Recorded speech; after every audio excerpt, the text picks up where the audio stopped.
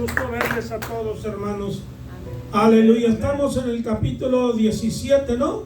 Amén. De los Hechos de los Apóstoles. Gloria al nombre del Señor. Aleluya. Amén. Estamos en los Hechos después de los Evangelios. 4 evangelios que tenemos allí narrando la historia de Jesús, su ministerio, etcétera. Luego tenemos, ¿verdad?, la vida de los apóstoles. Algunos describen muy poco de su vida. Allí Pedro al principio, ¿verdad? Pero tenemos la vida de Pablo, a quien Dios le dio por lo menos 13 epístolas, 13 cartas para escribir a las diferentes iglesias. Aleluya. Y en ellas, hermanos, se revela la mente de Dios, el plan de Dios para la iglesia, el propósito de Dios. Aleluya. Gloria al nombre de Cristo Jesús. Bueno, tenemos el caso en el capítulo 16, donde Pablo, un criminal, ¿verdad? Pablo era un criminal predicando la palabra. Así lo catalogaron. Tú haces el bien y te catalogan como un criminal.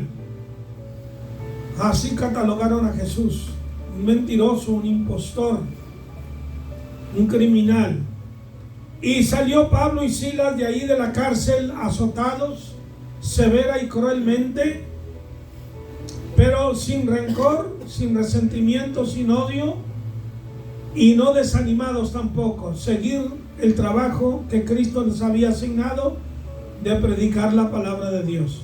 Amén, gloria a Dios. Así debemos nosotros tener, ¿verdad? La fuerza, dicen en inglés resilience. Resilience es tener la fuerza, la capacidad para regresar al estado que estábamos antes de ser golpeado, antes de ser lastimado, ¿verdad? Resilience es la fuerza para poder recuperarnos, ok, estar en el primer estado, o si no mejor, de lo que estábamos antes. Aleluya. Y así, hermanos, estos siervos de Dios se sostienen por la palabra, por las promesas y por el llamado del Señor. Dice el versículo 1, cuando haya, hermanos, preguntas, no les prometo que se las voy a contestar todas, ¿verdad? Porque no soy un sabio, pero una que otra quizás se la pueda contestar. Usted pregunte con toda confianza, ¿ok? Y tiene comentario, hágalo también. No se detenga, no se quede en dudas, porque pues se va a la casa siempre pensando, ¿será así o no será así? Mejor hablarlo. Pasando por Anfípolis y Apolonia, llegaron a Tesalónica, donde había una sinagoga de los judíos. Aquí tenemos a Pablo, a Silas y a Lucas, hermanos, caminando de Filipo. Ya hablamos de Filipo, una ciudad importante, llamada por el nombre de Filipo, el padre de Alejandro el Grande. ¿Recuerdan de Alejandro, verdad? 3 siglos antes. Amén. Alejandro el Magno, bueno, su padre se llamaba Filipo. Y Filipo tenía una hija que se llamaba Tesalónica. Ok, tenía una hija que se llamaba Tesalónica. Y ella se casó con uno de los 4 generales que sucedieron a Alejandro. Cuando Alejandro el Magno murió a los 33 años de edad, le sucedieron 4 generales, entre ellos Casandro era uno, Lisímaco era otro, y etcétera, no recuerdo los otros 2. Pero Casandro era uno. Él se casó con esta muchacha Tesalónica, que era hija de Filipo. O sea que virtualmente Casandro vendría siendo cuñado de Alejandro el Magno. Okay. Y esta ciudad Tesalónica fue llamada por el nombre de esta mujer casada con Casandro. Y vemos ahí que pasando por Anfípolis, la palabra Anfípolis, ya saben, polis tiene que ver con la población, Anfípolis como anfibio tiene que ver con el agua, ¿ok?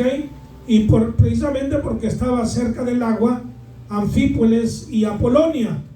Aleluya. Aparentemente en estas ciudades no había, hermanos, no había posiblemente sinagoga, ¿verdad? Ya el pastor anteriormente explicó lo que era sinagoga. Era como una iglesia pequeña, ¿verdad? Reunida en un edificio pequeño. Se componía por lo menos de 3 cabezas de varones, o 10 más bien dicho. 10, tenía que haber 10 varones, ¿verdad? Cabezas de hogar, que formaban con sus familias, ¿verdad? Un quórum, por así decirlo, un quórum religioso, un grupo, donde se juntaban a escudriñar, a estudiar la palabra de Dios. Y Pablo y Silas pasaron por ahí, por Anfípolis y Polonia, pero no se quedaron allí. Ahora, las distancias entre Anfípolis a Polonia había como unas 30 millas de distancia. Y de Filipos a Anfípolis había como 33 millas. De Anfípolis a Polonia como unas 30 millas. Y de Apolonia a Tesalónica como unas 37 millas. En total, por unas 110 millas más o menos, ¿verdad? Desde Filipo hasta llegar a Tesalónica. Aleluya. Amén. Muy bien. Sabemos estas ciudades de Polonia y Anfípolis especialmente eran bastante importantes, hermanos. Estaban cerca del Golfo, en las llanuras de Macedonia. Y los atenienses eran los que eran residentes de Atenas. Yo estuve en Atenas, Grecia, hace muchos años, ¿verdad? Pasamos por allí yendo rumbo a África. Estuvimos ahí 6 días. Pasamos una persecución pequeña, ¿verdad? Y no podíamos salir ni para más adelante, ni podíamos regresar. Ninguna aerolínea nos daba entrada para salir, para avanzar, hasta que por fin tuvimos que ir al departamento de la Policía Internacional, ¿verdad? Interpol, que le llaman, hablar con ellos y tratar de convencerlos de que no éramos lo que decían que éramos, secuestradores de aviones. Cuando yo oigo, hermanos, tantas cosas que uno aprende en la vida ya de viejo, aprende cosas que no quisiera uno aprender tanto, ¿verdad? No cree un mundo no cree uno que el mundo está tan torcido, tan trastornado, tan al revés, tan boca abajo como lo está, que haya tanta perversión, tanta maldad, hermanos. Pero es un mundo malo. Y por ejemplo, ahorita perdonen que traigo esto a colación, ¿verdad? Lo de Donald Trump, tantas cosas que le han levantado y hasta la fecha ninguna de ellas le han podido comprobar una cosa en la corte. Ninguna cosa le han comprobado. Y cualquiera dice, qué hombre tan malvado. Uno me dijo que era un Hitler. Oye, ¿cuántos ha matado Donald Trump? Porque Hitler mató por lo menos a 6 millones de judíos, más los cristianos, y fue causante de la Segunda Guerra Mundial, en la cual murieron entre 50 y 60 millones de personas. ¿Cuántos ha matado Donald Trump? Lo odian. Ese es el escándalo, eso es la mentira, hermano. Yo no estoy defendiendo su carácter. Yo sé que ha sido un hombre adúltero, un pecador, yo lo sé, no me lo tiene que contar, pero no es el único. El mundo está yendo, especialmente los políticos, hasta las orejas de corrupción, de mentiras, de falsedad. Pero no hay que señalar a uno, porque ese uno nos puede descubrir, nos puede hacer mal. Y en el todo lo traemos, hermanos, a lo que vamos a estudiar aquí de Pablo, cómo fue considerado como un hombre perverso, trastornador, peligroso, amenazador, etcétera. Pero así también fue crucificado Cristo. Aleluya. Y todos los caracteres bíblicos que usted lee en la Biblia, José, un muchacho de 17 años de edad, sus propios hermanos, perdón, hermano, a ver aquí, hermano, así. Oh, que se está bautizando, hermano. O vamos a crear aquí un bautisterio, ¿verdad?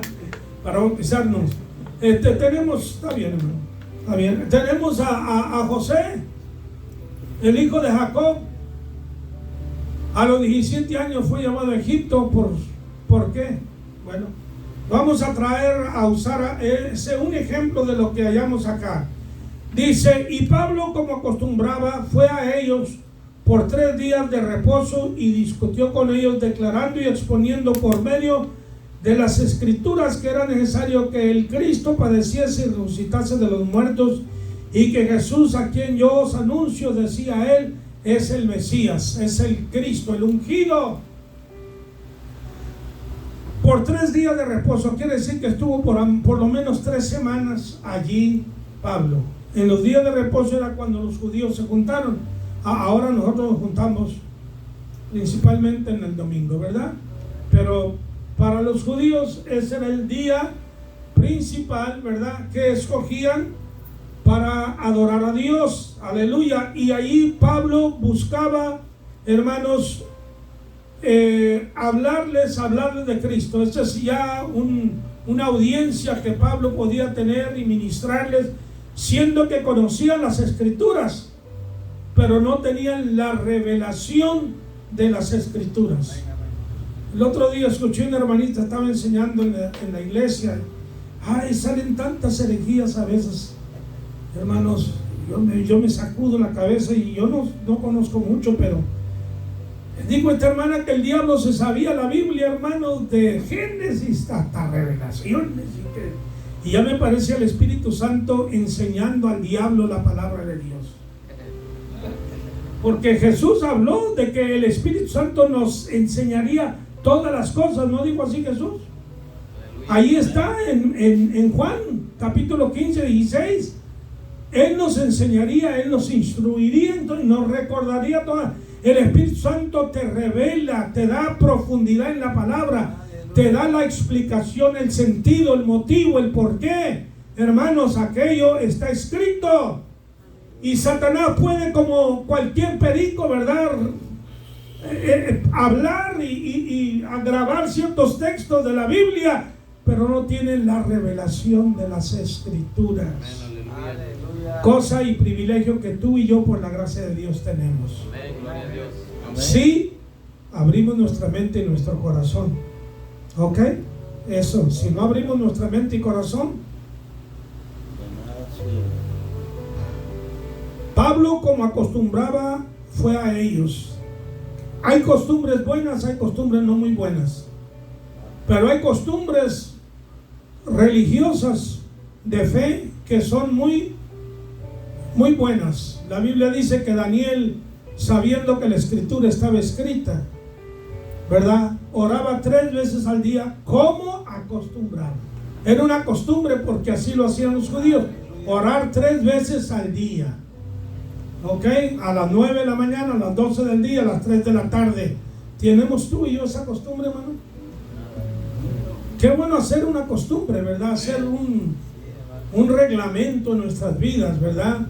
Establecer cierta práctica, cierta metodología de cómo hacemos las cosas para adorar, para magnificar a Dios. O sea, se requiere cierta disciplina, no ser desordenados, sino decir, bueno, Señor, a tal hora yo voy a orar. Este es mi tiempo que yo tengo para orar, para buscar a Dios.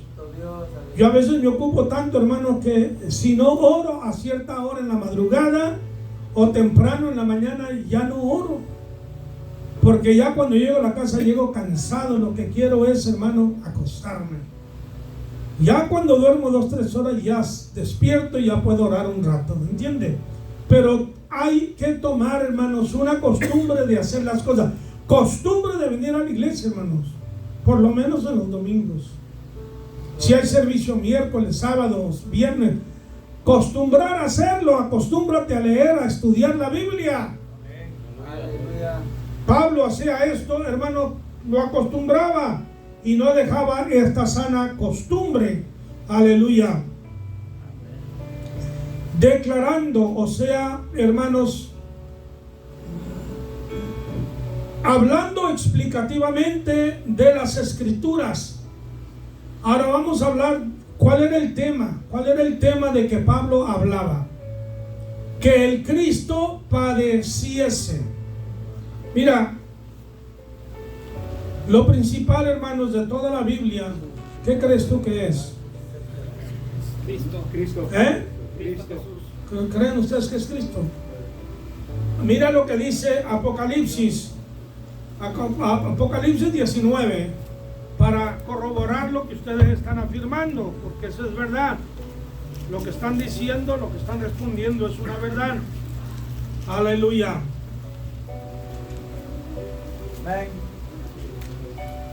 Dice el versículo 10, 19:10 de Apocalipsis, último libro de la Biblia. Dice: yo me postré a sus pies para adorarle, y él me dijo: mira, no lo hagas. Yo soy consiervo tuyo y de tus hermanos que retienen el testimonio de Jesús. Adora a Dios, porque el testimonio de Jesús es que el espíritu de la profecía, el corazón, el meollo, la substancia, la esencia de las escrituras. ¿Quién es? Cristo. Cuando leemos la Biblia, hermanos, desde el Génesis, desde los primeros versículos de la Biblia, está hablando de Cristo. En el principio creó Dios los cielos y la tierra. Apocalipsis dice: yo soy el principio y el fin, el alfa, la omega. Juan 1 dice: en el principio, ¿verdad? Era el verbo era con Dios y el verbo estaba con Dios. ¿De quién? ¿Quién es el verbo? Es Cristo. Aleluya.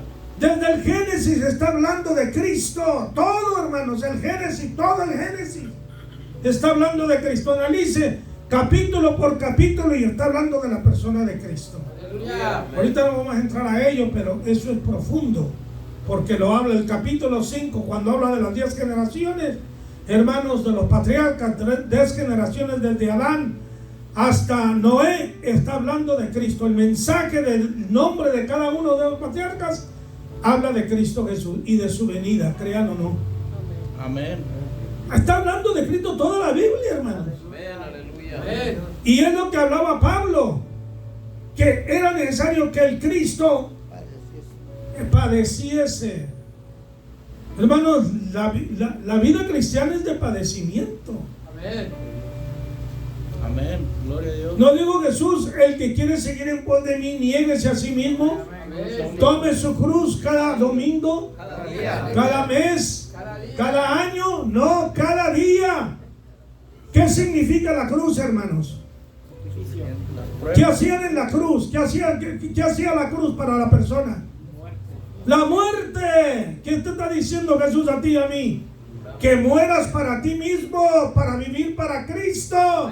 El que quiere salvar su vida la perderá. El que perdiere la vida por causa de mí, del evangelio, digo a Jesús, la hallará. Cristo padeció, porque ¿quién somos nosotros para no padecer? Algunos payasos ignorantes, algunos payasos ignorantes les llamo así porque creen ser sabios y no saben nada. Amén. No, Cristo padeció y la primera iglesia, los apóstoles padecieron para que nosotros vivamos en abundancia, para que lo tengamos todo. Hermano, esa es una mentira del diablo. Errónea.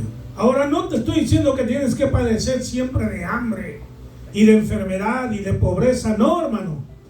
Pero tu alma se va a afligir al ver el pecado del hombre. Tu alma se va a afligir al ver las almas perdidas. Cuando tú hables de Cristo, te van a perseguir, a criticar, a odiar quizá, a amenazar. Te pueden golpear, te pueden encarcelar. Amén, aleluya. Eso es lo que es la cruz de Cristo. Amén, gloria a Dios. Y resucitarse de los muertos, y que Jesús, a quien yo os anuncio, decía él, es que el Cristo. ¿Cristo qué quiere decir Cristo, hermanos? El ungido. En griego, ¿verdad? Cristo, la palabra en griego, es una palabra griega que quiere decir ungido. Y en hebreo, la palabra es ¿qué? Mesías. ¿Qué quiere decir Mesías? ungido, la misma cosa. La misma cosa. Ok, Messiah, Christ, en inglés o en español, es la misma cosa. Aleluya. ¿Algún comentario, mis hermanos? ¿Alguna pregunta?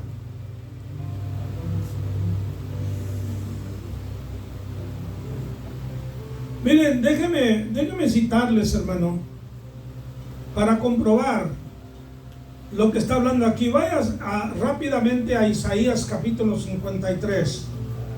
Que Jesús padeciese.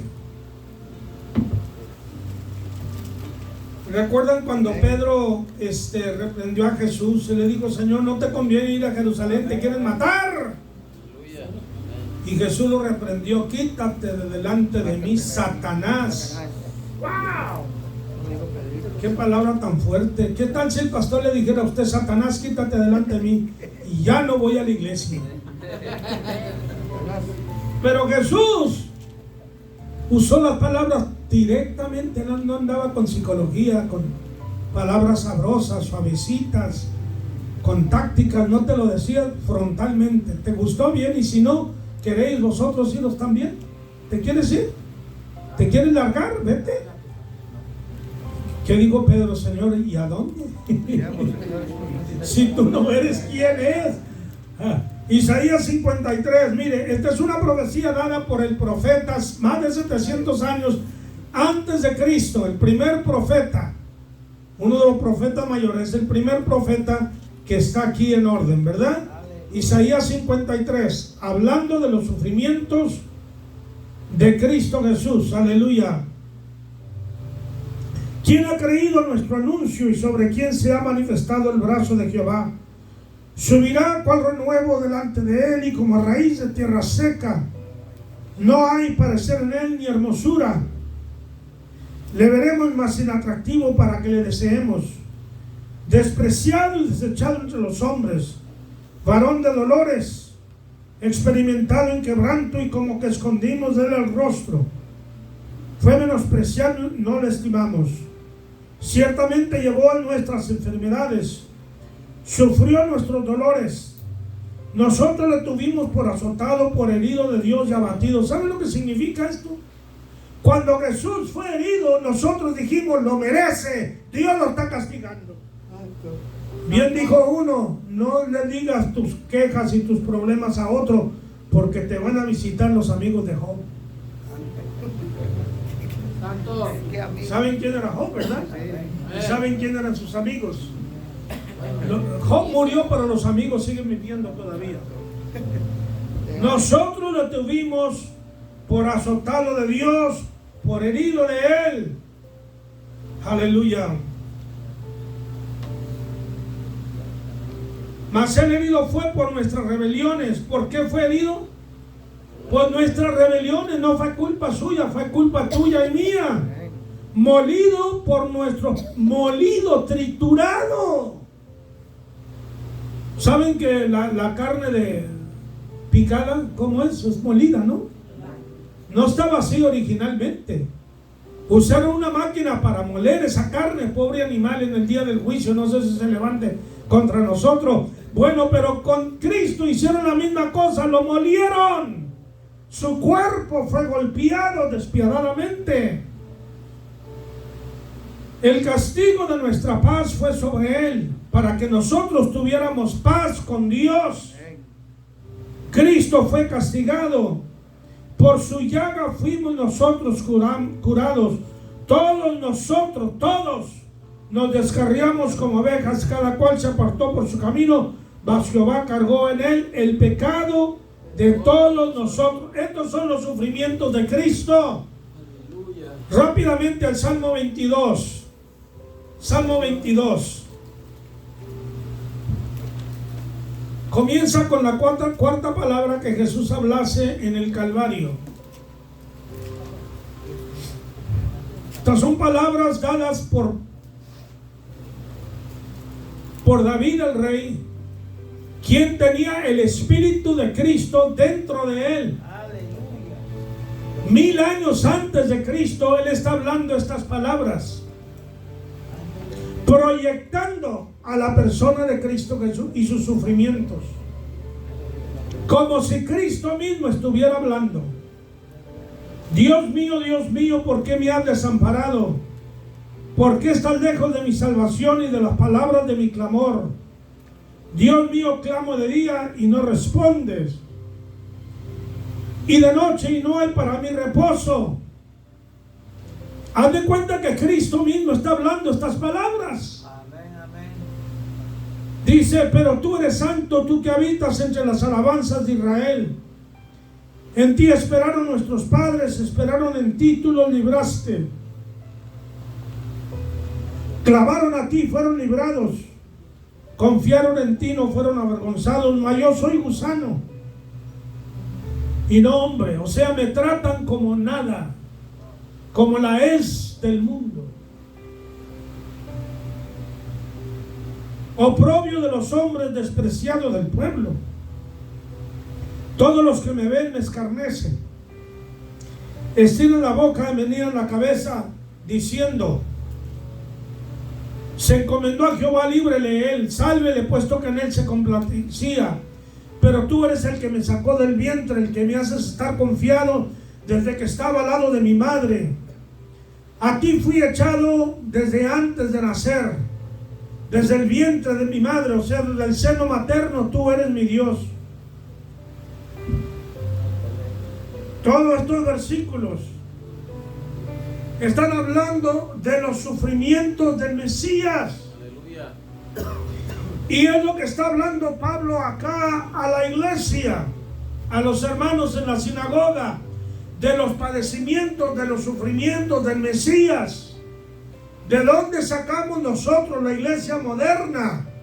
La iglesia de la Odisea, según el capítulo 3 de Apocalipsis. Que Dios nos ha puesto aquí, ¿para qué? Para bonitos nada más. Para disfrutar de la vida, de la comodidad, de lo mejor.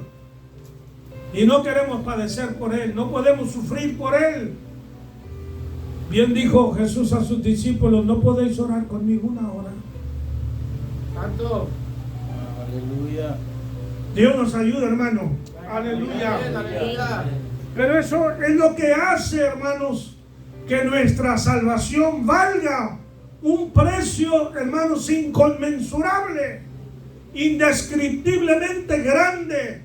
Tu alma vale para Dios, tu persona vale para Dios. Que Cristo pagó un precio supremo para que tú y yo fuésemos salvos de la condenación eterna. Y padeció no solamente en el espíritu, en la carne. Sufrió en la carne, como si tú y yo hubiésemos padecido. Le dolió en su cuerpo. Aleluya, gloria a Dios. Alabado sea Cristo. Esto es lo que hace de nuestra fe la realidad. Aleluya, amén. No son mitos, hermanos.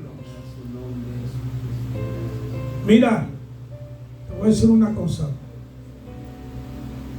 Ni Mahoma, el padre de los musulmanes, ni José Smith, el padre de los mormones, ni ningún otro líder religioso reclamó jamás ser Dios. Cristo reclamó ser Dios. Aleluya. Y lo comprobó. Porque sus propios hermanos, antes de la resurrección, no creían que él era el Mesías. Sus propios hermanos en la carne.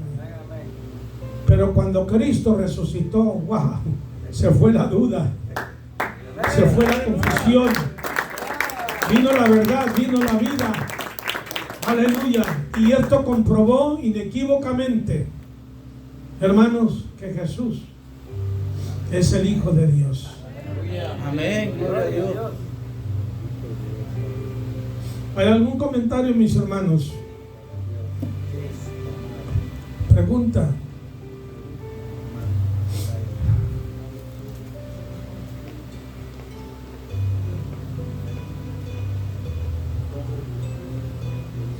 Y algunos, dice el versículo 4, de ellos creyeron y se contaron con Pablo y con Silas. ¿Quién puede, hermanos, permanecer estático, inmovible, sin ser compungido, sin ser quebrantado, sin ser convencido. Las palabras son impactantes y poderosas, cargadas de verdad y de unción. Me gustaría haber estado allí. ¿No le gustaría a usted haber conocido al apóstol Pablo? Aquellos grandes apóstoles de Dios cuando hablaban la palabra. ¡Wow! Qué privilegio, qué honor para la iglesia primitiva tener a maestros, apóstoles, profetas, como dice Pablo, de los cuales el mundo no era digno. Y de los griegos piadosos, gran número, mujeres nobles, no pocas. Aleluya. Amén. Gran multitud de personas, algunas de distinción, otra gente pobre, de diferente nivel social, pero todos aceptando, creyendo que Jesús era el Cristo. Ahora viene la oposición, viene la guerra. Entonces los judíos que no creían, teniendo celos, tomaron consigo algunos ociosos, hombres malos, y juntando una turba, alborotaron la ciudad y asaltando la casa de Jasón, procuraban sacarlos al pueblo. Jasón era donde estaba Pablo hospedado.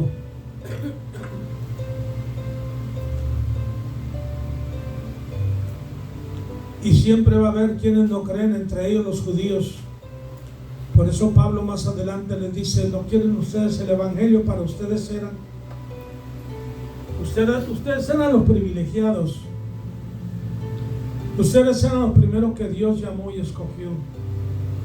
Para ustedes eran estas buenas nuevas, este regalo tan grande, esta dádiva del cielo era para ustedes y la han rechazado.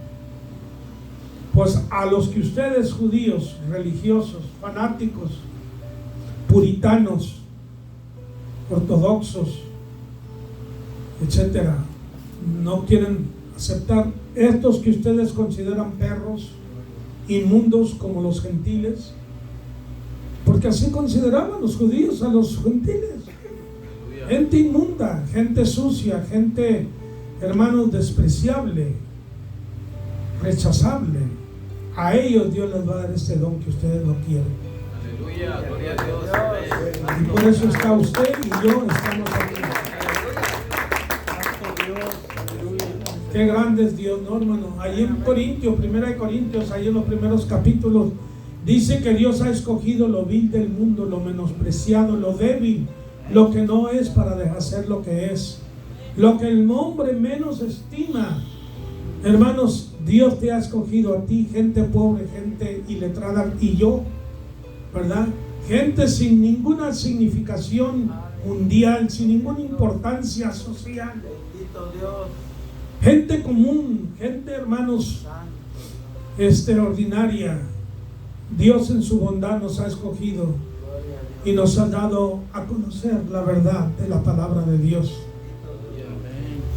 Y déjame decirte, y voy a insertar esto, pero lo digo porque siento decírselo. Con esta guerra que está habiendo en el Mediano Oriente ahorita, aquí comienza, se va a desatar algo terrible. Va a ser una cadena, hermanos, de guerras, de conflictos, de problemas serios, de amenazas, en los cuales Estados Unidos, Rusia, Irán se van a involucrar.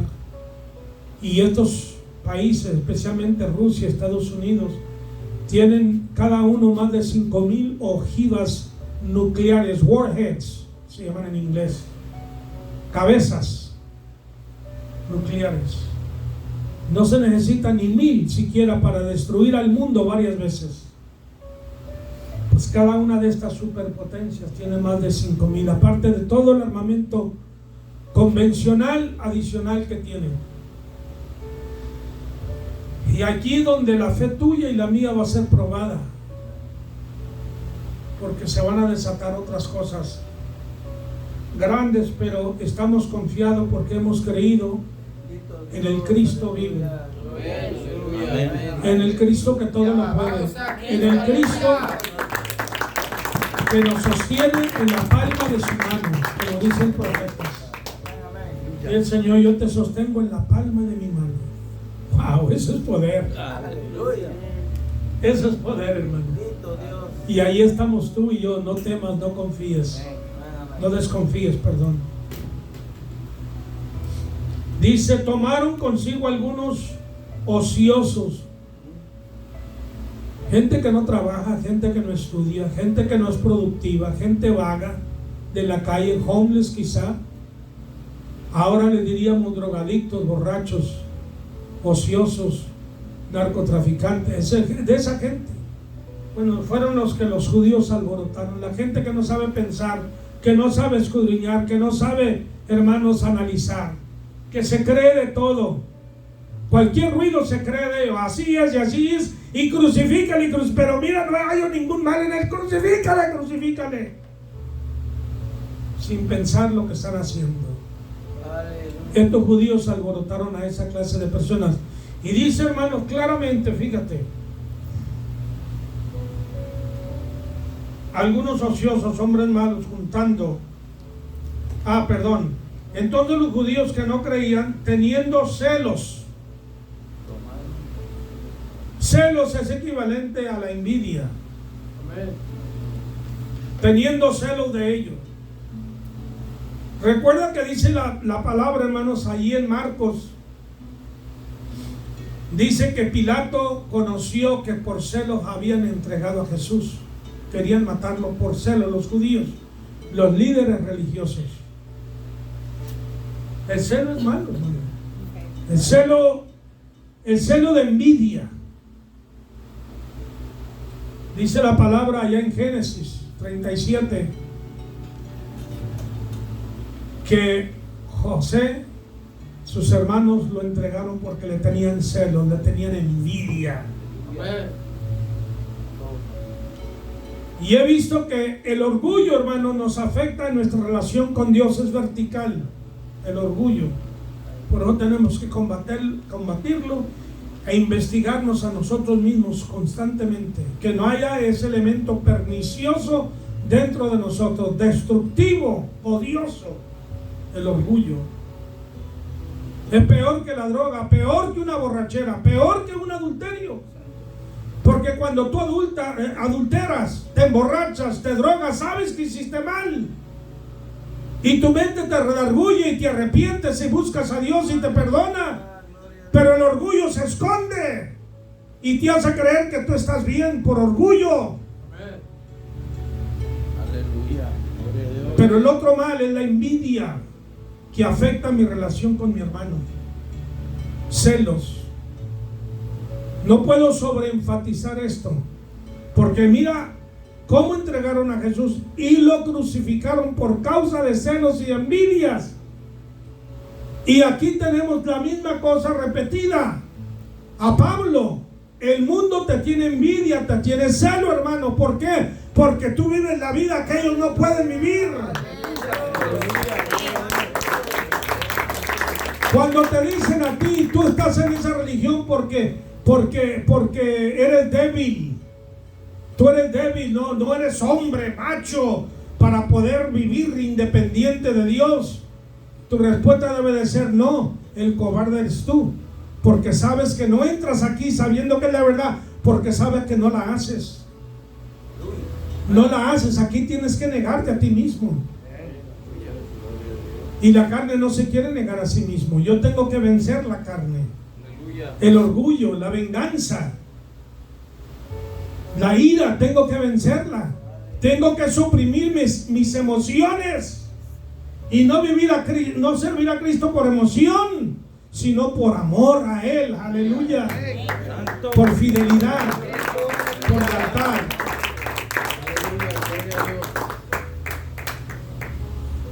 Alborotan toda una ciudad. Oiga, vale, hermano, se alborota el mundo. ¿No cree usted que la envidia puede ser tan contagiosa? Pues recuerde usted que cuando Jesús entraba por la ciudad en un pollino, la gente gritaba: Hosana, Hosana, el que viene en el nombre del Señor. Despuésito, días después, estaban gritando esa misma turba: crucifícale. No hay firmeza, no hay una fe firme, no hay convicción. Tú debes de saber en quién has creído y afirmarte en aquello que has creído. ¿Me estás entendiendo, mi hermano? Amén. Y no importa lo que venga, tú vas a serle fiel a Cristo Jesús.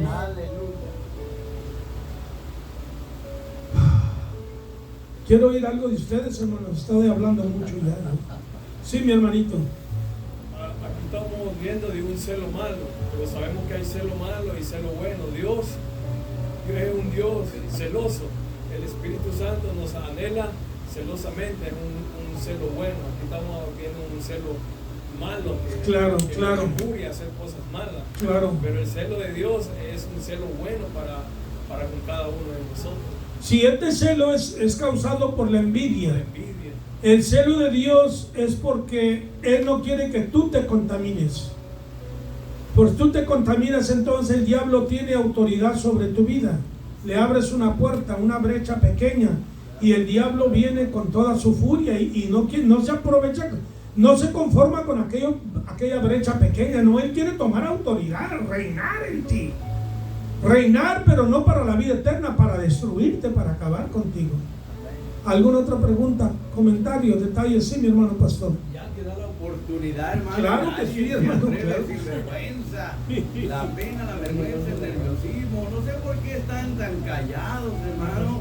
Bueno, Yo quiero comentar en el versículo 3, donde dice Lucas acerca de lo que Pablo está haciendo en la sinagoga. Y dice que Pablo comienza a declarar. Y sabemos que el que declara está confirmando con convicción de algo que experimentó, algo que miró. El que declara es un testigo. Y nosotros podemos declarar de lo que Cristo hizo por nosotros y de quién es Él, porque recibiremos poder cuando haya venido sobre nosotros el Espíritu Santo, y vamos a ser ¿qué? Testigos para declarar a aquel que es la verdad. Ahora dice otra palabra de lo que él estaba haciendo como testigo y declarando de que Jesús era el Mesías o es el Mesías prometido. Dice que Pablo, como gran maestro, como rabino, está exponiendo, y exponer es dar una enseñanza, es explicar en detalle acerca de un personaje o acerca de una doctrina. Y lo que Pablo está haciendo aquí, exponiendo, explicando las escrituras, pero no está explicando el libro de Mateo, Lucas, Juan. Está hablando del Antiguo Testamento, los 39 libros. Y ya el hermano usó el libro de Isaías, donde están las profecías del sufrimiento de Cristo. Quiere decir que la declaración, la exposición, la enseñanza, la explicación es acerca de un personaje, como dijo usted, que desde el libro de Génesis, la promesa prometida al pueblo, que vendría la simiente de la mujer que aplastaría la cabeza a Satanás, el cual es Yeshua HaMashiach, el Mesías prometido. Pablo está anunciando no el judaísmo, no una religión, no una creencia. Él está declarando y exponiendo, enseñando, anunciando a una persona que es el centro de las escrituras, que se conoce como Jesús, llamado el Cristo, el prometido por miles de años, y está usando el Antiguo Testamento para explicarle primeramente a los judíos. Mire, hermano, el celo que este hombre tenía por su pueblo, porque era un apóstol a los gentiles. ¿Para qué se metía allí en la sinagoga? Pregunte, ¿por qué? ¿Por qué? Porque ahí había prosélitos. Y esos prosélitos necesitaban escuchar que el judaísmo, la religión judaica no era suficiente para la salvación. Necesitaban escuchar del gran Salvador, el Mesías, para ser salvos. Y dice ahí que estos griegos, estas mujeres nobles, eran prosélitos, y mejor ellos, los prosélitos, que eran gentiles convertidos al judaísmo, le creyeron a Pablo. Pero los judíos se llenaron de celo, de envidia, se enojaron y ya saben lo que pasó. Pero el mensaje central es cristocéntrico. Pablo está anunciando los sufrimientos de Cristo, su martirio, la cruz, el Calvario, y está diciendo que Él murió por los pecados del mundo, pero al tercer día resucitó entre los muertos para librar de culpa del pecado a todo aquel que cree. Finalmente aquí, hermano, lo que me llama mucho la atención, que no solamente habla de la muerte de Cristo y la resurrección, y está anunciando el único que puede salvar a la humanidad. Esto nos enseña a nosotros, hermano, que el cristiano debe ser cristocéntrico. Cuando usted hable, no hable de su iglesia, de su creencia, no hable de cosas que no tienen que ver con la persona de Cristo. Hable de Cristo, porque el corazón del evangelio es una persona y es Cristo. Y a Pablo nos está dando el ejemplo que hay que confesar, hay que declarar, hay que exponer, hay que enseñar, hay que instruir, hay que explicarle a la gente que el único que murió por la humanidad entera se llama Cristo, no es la religión, no es la iglesia. El único que resucitó no fue un líder religioso, es Jesucristo, el Hijo de Dios, y que solamente en Él hay salvación y en nadie más. Porque el nacimiento de Cristo no salva, su vida perfecta no salva, su muerte en la cruz no salva. Lo único que salva es un Salvador resucitado. Y Pablo no solamente habla de la muerte de Cristo, habla de su resurrección. Así que nosotros, hermanos, tenemos que seguir ese modelo, ese ejemplo del apóstol Pablo. No le hable a la gente que vamos a la iglesia, no, llévelo a Cristo. Porque si lo invita a la iglesia va a mirar las imperfecciones y ya no va a querer regresar porque algo no le va a gustar. Invítelo y llévelo a Cristo, condúzcalo a Cristo, háblele de Cristo, gáneselo para Cristo. Y cuando ya tenga Cristo en el corazón, el Espíritu Santo lo va a jalar y lo va a llevar a la iglesia, hermano. Amén. No se complique tanto, porque la mayoría solamente están invitando a la gente a la iglesia, hermano.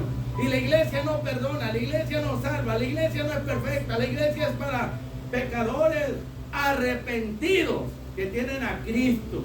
Aleluya. Entonces este comentario, hermano, tiene que ver con el mensaje central que los hermanos cristianos tienen que aprender y no olvidar, que no hable de religión, no hable de iglesia, habla de Cristo, lleva a la gente a Cristo. No digo que sea malo, no. Pero en lugar de invitarlo a la iglesia, ¿por qué no lo invitas a aceptar a Cristo? ¿Por qué no le explicas lo que Cristo hizo y su condición, y decirle, abre la puerta de tu corazón y dile a Cristo que entre para que te perdone, te cambie, te transforme? Y cuando te haga una nueva criatura, el mismo Espíritu lo va a llevar a la iglesia, hermano. Amén. No trabajemos al revés, sino al derecho, como Pablo. Él está hablando y anunciando y declarando, exponiendo, explicando la profecía acerca del único Salvador, Jesucristo. Y nosotros queremos seguir siendo cristocéntricos. Amén. Porque en muchas iglesias, hermanos, usted es testigo, especialmente las iglesias apóstatas de estos últimos días, hablan de todo menos de la cruz de Cristo. Hablan de todo menos del único Salvador. Usted es testigo. Yo creo que nosotros fuimos llamados para hacer la diferencia. No hable de todo y deje a un lado a Cristo. Si usted habla de todo y no habla de Cristo, usted no está lleno del Espíritu Santo. ¿Sabe por qué? Porque el Espíritu Santo se nos dio para anunciar a Cristo. El Espíritu Santo se nos dio para glorificar, exaltar a Cristo. El que está lleno del Espíritu Santo, antes de hablar de la religión, de su iglesia o de los demás, habla de Cristo. Hablemos, anunciemos, declaremos, enseñemos siempre acerca del único que puede llevar al cielo. Porque Él dijo: yo soy ¿quién? El camino, la verdad y la vida. En ningún otro hay salvación, dijo Pedro, hermano. Mire cómo los apóstoles predicaban a Cristo. No predicaban judaísmo, ni religión, ni sinagoga. No predicaban iglesia, predicaban a una persona, a Jesucristo. En ningún otro hay salvación, porque no hay otro nombre debajo del cielo en quien podamos ser salvos. Y no hay ningún otro fundamento fuera del que Dios ya puso. El único fundamento para la salvación se llama Cristo. Pablo nos dijo: hay un solo Dios y un solo mediador entre Dios y los hombres, y ese mediador, Salvador, se llama Cristo, hermano. Hablemos de Cristo y de nadie más, y vamos a ver la diferencia. Aleluya. Aleluya. Amén. Dios, aleluya. La palabra declarar también en inglés se traduce statement. To make a statement, hacer una declaración. Es un término jurídico, ¿verdad? Cuando usted va a constatar algo en la corte, ¿verdad? Va a hacer una declaración en la corte, en lo cual no puede haber mentira, engaño. Tiene que ser tal y como fue, ¿verdad? O como están las cosas. Y la misma cosa, el mismo principio se aplica en la exposición de la palabra de Dios. Es una declaración que Pablo, conociendo de las Escrituras, ¿verdad? Hace esta declaración. Sí, hace esta declaración, ¿verdad? De que constatar que Jesucristo. Y fíjense, hermanos, hoy en día la gente dice: no, todas las religiones son buenas. No, hermanos, esa es una mentira. Esa es una mentira. Si Cristo no es el centro de esa fe, de nada sirve el culto religioso. Amén, gloria a Dios. De nada sirve, es en vano. Cristo tiene que ser, hermanos, el corazón, la sustancia, la esencia de la fe de la persona. Por ahí unos músicos, ¿verdad? Transcribieron ese himno, Un día a la vez. Lo han oído, Un día a la vez. Pero nota usted una cosa en esa traducción que ellos hacen. ¿No notan una cosa en esa canción? Un día a la vez. No dicen Cristo, dicen un día a la vez, Dios mío. ¿No lo han oído? Fíjese bien, ponga bien oído a las palabras. Cada palabra es muy significativa. No dicen un día a la vez, no, a Cristo no lo mencionan. Un día a la vez, Dios mío. A usted dice, ¿cuál es la diferencia? Si Cristo es Dios, sí. Pero para muchos Dios, hermanos, es una figura cósmica solamente, sideral. Es una cosa, una figura religiosa, es todo. Pero cuando hablas de Cristo, estás concretando, hermanos, tu fe en una persona. Y estás hablando de aquel, hermanos, que se le dio un nombre que es sobre todo nombre, para que toda rodilla se doble y toda lengua confiese que Él es Señor. Entonces, no todas las religiones son buenas. Eso es una mentira, hermano. Si el diablo está lleno de religiones, el diablo es inventor de las religiones y las ha usado para la perdición de la gente. ¿En qué sentido? En que les da una confianza, hermanos, falsa. Ok, un sentido de confianza falsa, y la gente cree que está bien porque tengo religión. No, hermano. Si yo te doy un dinero que no tiene valor, ¿de qué te sirve? Te puedo dar billetes de Venezuela. A ver, aquí está un venezolano, mi hermano Luciano. ¿Cuánto? Aquí también, ustedes son de Venezuela. ¿Cuánto vale allá un dólar? ¿Cuántos bolívares son? Ya no sé. ¿Cómo? Como 10,000 bolívares. ¿Cómo cuánto? 10,000. 10,000 bolívares. ¿Y un dólar? ¿Cómo ver, hermanos, si yo les doy 10,000 bolívares? No, pues mejor $10,000, ¿verdad? Y cuidado porque al rato también el dólar se va a devaluar. Fíjense bien, se va a devaluar el dólar bastante. ¿Cómo? Sí, ya va para abajo. Y por ahora les digo, hermanos, que estamos entrando en una era muy difícil. Vamos a entrar en una era muy difícil. Pero no temamos. Estamos viendo al Cristo de la gloria. Somos hijos del Señor. Ok, y estamos en la palma de sus manos. Dios les bendiga, mis hermanos. Déjenme orar por ustedes. Aleluya. Aleluya.